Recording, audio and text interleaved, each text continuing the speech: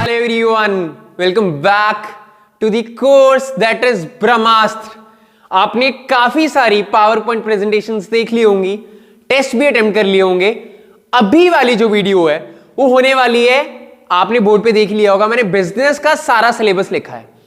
अब सब कुछ पढ़ने के बाद कई बार हमें ये लगता है कि सर ठीक है, मेरे को समझ आ गया, चैप्टर समझ में आ गया, अब दिक्कत यह है कि जो मेरे दिमाग में है वो पेपर में कैसे लिखूं, जो मेरे दिमाग में है वो मैं पेपर में कैसे लगूं और मेरे अच्छे मार्क्स 95% प्लस 98% प्लस कैसे आ सकते हैं। इस वीडियो के बाद, ये 5-6 मिनट की वीडियो के बाद आपको समझ में आ जाएगा कि जो मार्क्स आने वाले हैं ना वो तो बहुत आराम से आएंगे, बस कुछ चीजों का ध्यान रखना। वो चीजें कौन सी होंगी वो इसी वीडियो में बताने वाला हूं, ठीक है। ये वीडियो 3 पार्ट में रहेगी, 3 चीजें कवर करने वाला हूं इस वीडियो में। पहली चीज, इंपॉर्टेंट टॉपिक्स जो गलती से भी छोड़ मत जाना, पिछले 5 से 7 सालों से क्वेश्चन आ रहा है, गलती से छोड़ मत जाना, वो बताने वाला हूं। सेकंड क्या बताने वाला हूं, सेकंड ये बताने वाला हूं कि कौन सी गलतियां नहीं करनी पेपर लिखते टाइम। अब दिक्कत तो सबसे बड़ी है, सुनाना तो है नहीं किसी को, हमने सीबीएसई का लिखना है और कोविड के बाद आप लोगों जो आने जाने वाले हो, आप लोगों को संभालनी है सत्ता, जिसमें बताना है कि हां हमने सीबीएसई का पेपर इस तरीके से दिया है। तो आपको लिखना है पूरा सब्जेक्टिव पेपर, तो उसमें गलतियां बहुत होती हैं और चेकर, हम फिर क्या भगवान से दुआ करते हैं, हे भगवान हमारे नंबर आ जाएं, शायद चेकर बहुत खुश हो जाए, चेकर खुश हो तभी पेपर चेक, ऐसा कुछ नहीं होता। हम बिल्कुल अपना पेपर इस तरीके से करें कि चेकर खुश हो के नंबर दे। मुझे पता है, मेरे को आता है पेपर, अगर लिखा सही नहीं है ना तो वो 0 हो जाएगा सारा, ठीक है। अब सेकंड ये चीज ये बताऊंगा। थर्ड चीज, एक गोल्डन टिप दूंगा बिजनेस के ऊपर। ये गोल्डन टिप को यूज कर लेना, पेपर में आराम से नंबर आएंगे। अगर आपने मेरी ऑलरेडी पावर पॉइंट प्रेजेंटेशन, अगर आपने कोर्स लिया है, आपने पावर पॉइंट प्रेजेंटेशन देखी, फिर आपने ऑब्जेक्टिव क्वेश्चंस किए, फिर आपने सब्जेक्टिव किए, तभी आप वीडियो पे आए हो। मतलब सारा जर्नी करने के बाद अगर आप ये देख रहे हो ना, I can bet on it, आप अच्छे से 98% लेके आ सकते हो, नॉट लेस देन दैट। 98 बोल रहा हूं, बहुत बड़ी टर्म होती है, इसलिए बोल रहा हूं क्योंकि जो मैंने कंटेंट आपको दिया है और जो कंटेंट मैं आपको बताने वाला हूं लिखने के लिए, वो सफिशिएंट होगा। जब भी कोई चेक कर, हम भी जब पेपर स्कूल में भी हम चेक करते हैं पेपर्स, हम वेबिनार्स में जाते हैं, तब भी हम एक ही चीज बताते हैं कि अपना अटेम्प्ट सही करो, बाकी सब चीजें सही हो जाएंगी, ठीक है। चलो स्टार्ट करते हैं ब्रह्मास्त्र की फर्स्ट वीडियो, जिसका टॉपिक है बिजनेस स्टडीज। हमें पता है हमारे 12 चैप्टर हैं, nature, significance, principles, business environment, planning, organising. उसके बाद क्या आ जाता है हमारे पास, staffing, then directing, then controlling, financial market, financial management, marketing management, consumer protection. ये हमारे चैप्टर्स हैं जो आने वाले हैं। सबसे पहले मैंने बताया था जो छोड़ के मत जाना चैप्टर, जिसमें आपको मोर देन, ये उनके लिए भी है जो अभी स्टार्ट कर रहे हैं पढ़ना, जिन्होंने 1 महीना सोचा ना यार 1 महीने में मैं निकाल दूंगा, उनके लिए भी बता रहा हूं, कर लोगे आराम से, 70-80 तो ले ही आओगे अगर ये टॉपिक जो बता रहा हूं छोड़ना मत। सबसे पहला बिजनेस एनवायरनमेंट, स्टार मार्क कर रहा हूं, गलती से भी छोड़ मत जाना इस टॉपिक को, ये बहुत ही ज्यादा इंपॉर्टेंट है, बहुत ही ज्यादा इंपॉर्टेंट। कौन सा, बिजनेस एनवायरनमेंट। सेकेंड टॉपिक जो बहुत ज्यादा ही इंपॉर्टेंट है, स्टाफिंग। थर्ड टॉपिक जिसमें आना ही आना है, मार्केटिंग मैनेजमेंट, कंज्यूमर प्रोटेक्शन। 1, 2, 3, 4 और ये प्रिंसिपल 5। इन 5 चैप्टर्स में एमसीक्यू मिला के, 3 मार्क्स मिला के, 4 मार्क्स मिला के, 6 मार्क्स मिला के आपको मोर देन 40 मार्क्स का पेपर मिल जाएगा, 40 से भी ज्यादा का, इससे कम का नहीं आएगा। कौन से चैप्टर्स हैं sir, principles of management, business environment, staffing वाला और इधर marketing and consumer protection. 40 number से ज्यादा पेपर आएगा। आपको पैटर्न तो पता होगा ना, 20 क्वेश्चन आपको एमसीक्यू आने वाले हैं, फिर 3 मार्क्स के क्वेश्चन आएंगे, फिर 4 मार्क्स के आएंगे और फिर 6 मार्क्स के क्वेश्चन आएंगे।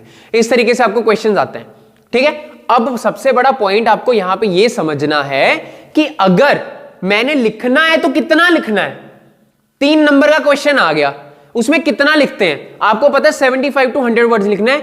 गप्पे मत मारना पेपर में, पेपर पैटर्न बताऊंगा कैसे लिखना है, बट गप्पे मत मारना। आप लोग क्या करते हो, कई बार स्टूडेंट्स कहां पे दिक्कत करते हैं, लिखी जा रहे चैप्टर के बारे में लिख दिया, पूछ रहे हैं सिग्निफिकेंस, फीचर क्यों लिख रहे हो भाई, है ना। तो एग्जामिनर को गुस्सा आता है वहां पे। एग्जामिनर को जितनी तकलीफ कम होगी आपका पेपर चेक करने में ना, उतना आपके लिए फायदा है, ये ध्यान रखना, नोट कर लो। जितनी एग्जामिनर के लिए आसान करोगे ना पेपर चेक करना, उतने मार्क्स बढ़ते जाएंगे आपके। एग्जामिनर चाहता है कुछ कीवर्ड्स, मैं एक क्वेश्चन पूछ रहा हूं आपसे, मुझे पता है कि ये कीवर्ड अगर इसने बोल दिया ना तो मतलब इसको पता है, वो कीवर्ड ही नहीं आप डालते उसमें क्वेश्चन में, तो नंबर कैसे आएंगे? सर कैसे कीवर्ड, अभी बता देता हूं। मान लो मैंने क्वेश्चन डाला प्रिंसिपल ऑफ मैनेजमेंट का, जिसमें एक प्रिंसिपल है कि अगर subordination of individual interest to general interest, इसके रिलेटेड मैंने डाला, आपने नीचे लिख दिया प्रिंसिपल ओनली सबऑर्डिनेशन। इसका क्या मतलब? बाकी एग्जामिनर पूरा कर ले, ऐसा नहीं होता।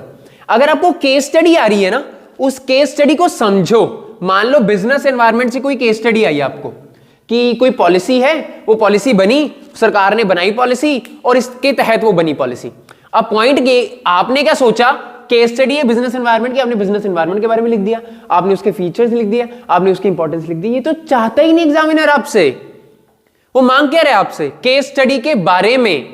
केस स्टडी बताओ, ये लीगल एनवायरनमेंट पॉलिसी उन्होंने बनाई, तो दिस इज अ लीगल और पॉलिटिकल, कौन सा एनवायरनमेंट है? आपको उसकी स्पेसिफिक डायमेंशन बतानी है, सिर्फ बिजनेस एनवायरनमेंट को एक्सप्लेन मत करो। ऐसी जब ऑर्गेनाइजिंग में कुछ स्ट्रक्चर के बारे में पूछा जाता है, डिविजनल और फंक्शनल लिख के छोड़ देते हैं, this is divisional structure. Why the company needs to follow divisional structure, ये बताओ। उसमें मार्केटिंग में आपको कोई केस स्टडी आ गई एडवर्टीजमेंट के ऊपर कि ये केस स्टडी है, बताओ कौन सा टूल लगेगा प्रमोशन का, आप बोलते हो पर्सनल सेलिंग, आप बोलते थे तो ये, उसको एक्सप्लेन करना है, पर्सनल सेलिंग को एक्सप्लेन नहीं करना। वो केस स्टडी में पर्सनल सेलिंग कैसे फिट होगा उसको एक्सप्लेन करो, दैट्स इट। बहुत लिखने की जरूरत नहीं है। टॉपर्स जो होते हैं ना, मैं आपको टॉपर्स का एक्सपीरियंस बताता हूं। मेरे जब मैं काउंसिल करता था टॉपर्स को, वो सिर्फ 4 से 5 लाइन लिखते हैं, प्रिसाइज वर्ड निकालो, वर्ड। मैंने जो पावर पॉइंट प्रेजेंटेशन आपको दिए ना, उसमें से वर्ड निकालो, वो वर्ड वहां पे लिखा होना चाहिए, तभी उसके मार्क्स मिलेंगे। आंखें बंद करके टीचर चेक कर देते अगर वो वर्ड मिल जाए तो। हम वो वर्ड ही नहीं देते टीचर को, हम गप्पे मारते रहते हैं। गप्पे मत मारो। सीबीएसई स्कूल के पेपर नहीं है। स्कूल में आपके टीचर को पता है कि चलो इनको आता इनको आता, सीबीएसई में पता है सब बराबर। तो वहां पे सिर्फ लिखा हुआ, आप कितने सुंदर हो, आप कितने बाल बड़े रखते हो, छोटे रखते हो, कोट पैंट पहनते हो, टाई, सिर्फ पेपर डिपेक्ट करेगा आपको कितना आता है, आपको कितना नहीं आता। तो उस पेपर में जान डाल के आनी है आपने। बिजनेस का पेपर जब लिखोगे ना, सबसे पहली चीज ध्यान रखना, नोट कर लो इसको। अब बहुत इंपॉर्टेंट चीजें बताने वाला, नोट कर लो। आपको पता है red pen, blue pen allowed है, रेड ब्लैक कोई अलाउड नहीं है। जब आप लिख रहे हो ना, अब आपको कुछ दिखाना है एग्जामिनर को कि मैंने एक्स्ट्रा लिखा है जो किसी ने नहीं लिखा, इसलिए मेरे को नंबर दे। तो कैसे बताओगे एग्जामिनर को? कैपिटल लेटर में लिखो उसको थोड़ा बड़ा बड़ा करके लिखो। फॉर एग्जाम्पल आपने बताया कैपिटल बजटिंग के बारे में, यहां पे आपने यहां बताया फीस के बारे में, प्रोडक्ट के बारे में, आपने यहां पे स्टाफिंग में कोई कोटेशन लिखी। स्टाफिंग में बहुत सारी कोटेशंस आती है, वो कोटेशन लिखो। पावर पॉइंट प्रेजेंटेशन में मैंने बताई भी है, तो उसमें कोटेशंस लिखो। शेयर मार्केट के बारे में लिखो, अगर कुछ फाइनेंशियल मार्केट में पूछ रहे हैं उसकी कोटेशन लिखो, ताकि एग्जामिनर को लगे यार इसने पढ़ा हुआ है, कुछ बुकिश लैंग्वेज नहीं लिखी है, थोड़ा आउट ऑफ द बॉक्स लिखा है। उन्हीं को नंबर मिलते हैं, आउट ऑफ द बॉक्स लिखने वाले को नंबर मिलते हैं। बुक तो हर कोई लिख रहा है, इतना कंपटीशन है आपका, तो इसको छोटे मोटे लेवल का मत समझना, आपको आउट ऑफ द बॉक्स लिखना है, आउट ऑफ द बॉक्स। ब्रह्मास्त्र मैंने आपको दे दिया, चलाना आपके हाथ में, मैंने तो चला के आपके ऊपर फेंक दिया, अब आपको एग्जामिनर के ऊपर चलाना है। अगर सही लग गया, मार्क्स भी अच्छे आएंगे और कोई दिक्कत भी नहीं आएगी एग्जामिनर को चेक करने में। पहली टिप बता दी, कैपिटल लेटर में लिख देना। सेकंड चीज बहुत ज्यादा इंपॉर्टेंट, हम कटिंग कर देते हैं। मैंने ये लाइन लिखी, this is the process of organising, ये लाइन लिखी मैंने। लाइन लिखने के बाद मेरे को लगा ओह गलत होगी, मैं ऐसे करी जा रहा हूं इसको। ऐसे नहीं करते पेपर में। जो टॉपर्स होते हैं और जो बाकी, वो कैसे कट करते हैं? ऐसे कट करते हैं, सिर्फ एक लाइन। अगर मैं इसको काटूं ऐसे कर देते हो, बस दैट्स इट, ताकि उसका फोकस एग्जामिनर का यहां पे ना पड़े। नहीं तो उसको लगेगा यार ये तो काटी जा रहा है, बार बार लिखता है, काटता लिखता काटता। कोई वो नहीं करना, सिंपल एक लाइन डालो, काट दो, कोई प्रॉब्लम नहीं है। और उसके बाद सबसे बड़ा इंपॉर्टेंट, सबसे बड़ी चीज, डायग्राम।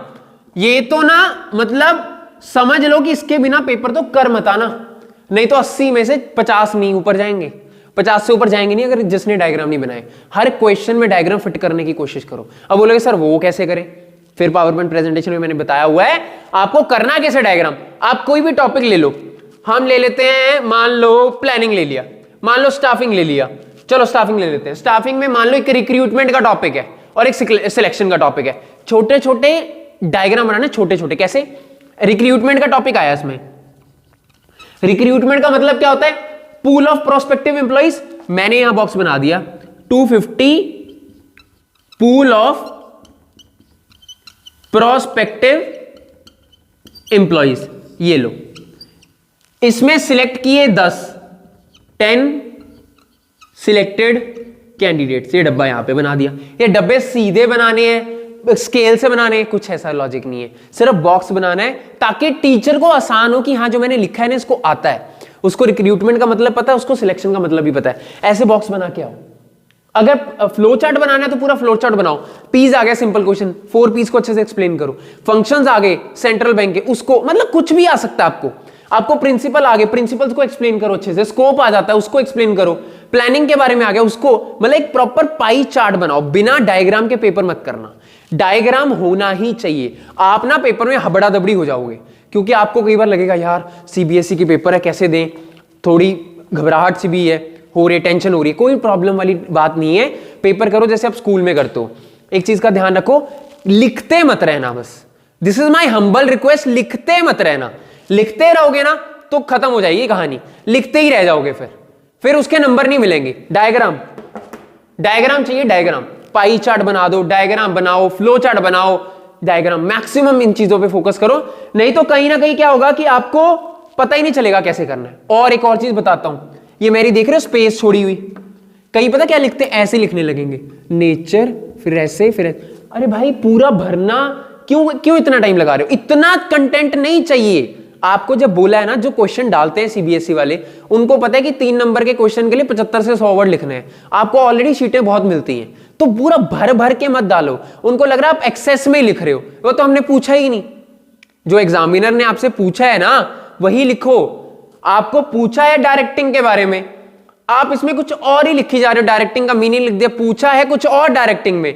आप डायरेक्टिंग की, उन्होंने मोटिवेशन पूछ लिया, कोऑर्डिनेशन पूछ लिया, पहले डायरेक्टिंग को एक्सप्लेन कर। क्यों? मोटिवेशन पूछा है, सीधा लिखो direct, motivation is a part of directing, और एक्सप्लेन करना शुरू कर दो। पहले डायरेक्टिंग का बता रहे हो, उसकी इंपॉर्टेंस बता रहे हो, फिर ऐसे नहीं होता, वो क्रॉस हो जाएगा, उसके नंबर कट जाएंगे, मिलेंगे तो नहीं। तो ये ध्यान रखना, कंक्रीट लिखना है, बहुत ज्यादा जो पता है, हर एक चीज का वर्ड पता होना चाहिए।